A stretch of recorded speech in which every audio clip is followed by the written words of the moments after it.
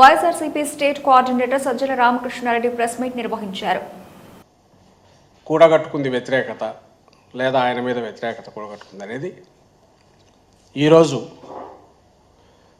మా వైఎస్ఆర్ కాంగ్రెస్ పార్టీ పిలుపు ఇచ్చి జగన్మోహన్ రెడ్డి గారు పిలుపు ఇచ్చి మా పార్టీ ఆధ్వర్యంలో పార్టీ శ్రేణులు అలాగే కార్యకర్తలతో పాటు ప్రజలు వివిధ ప్రజా సంఘాలు పాల్గొన్న నిరసన ప్రదర్శనలు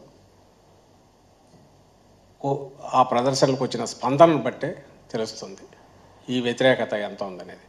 అందులో హై ఎక్స్పెక్టేషన్స్తో రిజల్ట్స్లో స్వీప్ చేసిన కూటమి. ఇదే పరిస్థితి 2019లో వచ్చింది. మా పార్టీ సింగిల్గా పోటీ చేసి జగన్మోహన్ రెడ్డి గారు 151 స్థానాలు గెలిస్తే ఈరోజు 3 పార్టీలు గెలిచి అలాంటి స్వింగే ఇటువైపు వచ్చింది. దాని తర్వాత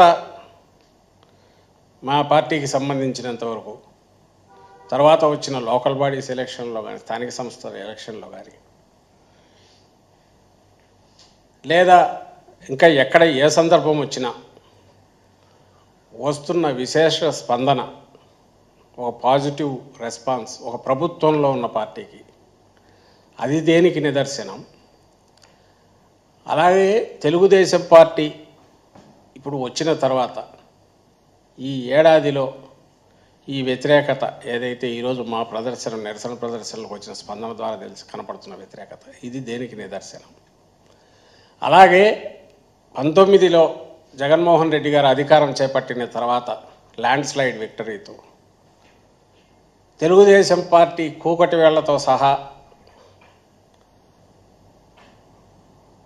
బయటికి పెకలించేశారు జనం అని కనిపించినప్పుడు దాదాపు 2-3 ఏళ్ళు ఆ పార్టీ పరిస్థితి ఏంది, నాయకులు ఎక్కడ ఉండేవాళ్ళు.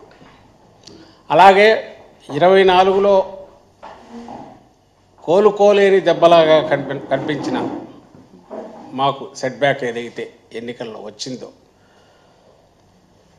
ఆ వారం తిరక్కముందే అప్పటి నుంచి ప్రజల్లో మమేకమై ఒక ప్రతిపక్షంగా, బాధ్యతాయుతమైన ప్రతిపక్షంగా వైఎస్ఆర్సీపీ ఎలా వ్యవహరించింది, ఇది దేనికి నిదర్శనం. నేను ఎందుకు అడుగుతున్నా అంటే కాంట్రాస్ట్ క్లియర్గా కనపడుతుంది.